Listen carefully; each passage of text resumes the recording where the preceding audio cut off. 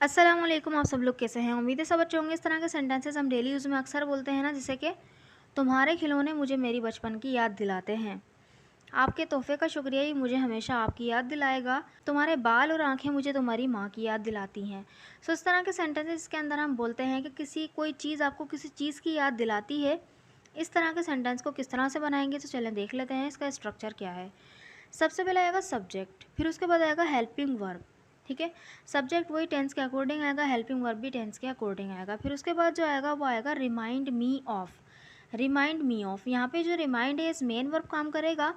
सो इसकी फॉर्म्स भी होंगी। अगर इसकी सेकंड और थर्ड फॉर्म चाहिए होगी तो वो हो जाएगी रिमाइंडेड, और आईएनजी फॉर्म चाहिए होगी तो रिमाइंडिंग हो जाएगा, और ईएस और एस फॉर्म चाहिए होगी तो वो रिमाइंड्स हो जाएगा। ठीक है, सो रिमाइंड मी ऑफ।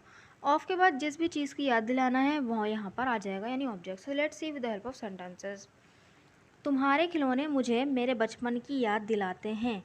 अब देखें, यहाँ पे जो सब्जेक्ट है ना वो है तुम्हारे खिलौने, क्योंकि ये हमारा सब्जेक्ट है, यही चीज़ हमें याद दिला रहे हैं बचपन की। प्रेजेंट इंडेफिनिट का सेंटेंस है तो यहाँ पे कोई हेल्पिंग वर्ब तो होगा नहीं, क्योंकि ये प्रेजेंट का पॉजिटिव सेंटेंस है। किस तरह बनेगा? Your toys remind me of my childhood. Your toys यहाँ पे सब्जेक्ट आ गया, उसके बाद आ गया रिमाइंड मी ऑफ, क्योंकि प्रेजेंट इंडेफिनिट में सब्जेक्ट के बाद वर्ब की फर्स्ट फॉर्म आती है पॉजिटिव सेंटेंस में, तो यहाँ पे यही हुआ। Your toys remind me of आ गया पूरा, और माई चाइल्डहुड यानी मेरे बचपन की। So your toys remind me of my childhood, यानी तुम्हारे खिलौने मेरे बचपन की याद दिलाते हैं।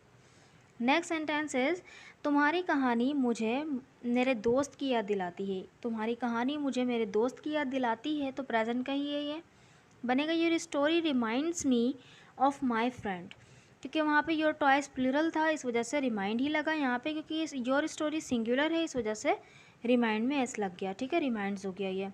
Your story reminds me of my friend, तुम्हारी कहानी मुझे मेरे दोस्त की याद दिलाती है। नेक्स्ट सेंटेंस इज आपके तोहफे का शुक्रिया, ये मुझे हमेशा आपकी याद दिलाएगा। फ्यूचर इंडेफिनिट का सेंटेंस है, यहाँ पे हेल्पिंग वर्ब विल आ जाएगा। अब किस तरह बनेगा? थैंक्स फॉर योर गिफ्ट, यानी आपके तोहफे का शुक्रिया। अब यहाँ पे जो ये है इसके लिए हमने इट का यूज़ किया। It will always remind me of you, यानी हमेशा ये आपकी मुझे याद दिलाएगा। Thanks for your gift, it will always remind me of you.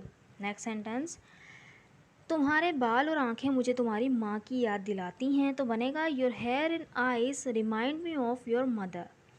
Your hair and eyes remind me of your mother. I hope कि आपको ये स्ट्रक्चर समझ में आ गया होगा। So this sentence is for you to translate. तुम्हारी इस बात ने मुझे मेरी दोस्त की याद दिला दी। तुम्हारी इस बात ने मुझे मेरे दोस्त की याद दिला दी। तुम्हारी बात ने, इसके लिए आप यूज़ कर सकते हैं योर वर्ड्स, मतलब आपके अल्फाजों ने, आपकी बात ने, इस तरह का आप यूज़ कर सकते हैं। योर वर्ड्स का यूज़ कर सकते हैं सेंटेंस को बनाकर। ज़रूर कमेंट बॉक्स में लिखिएगा ताकि मुझे पता चले कि आपको वीडियो समझ में आई कि नहीं।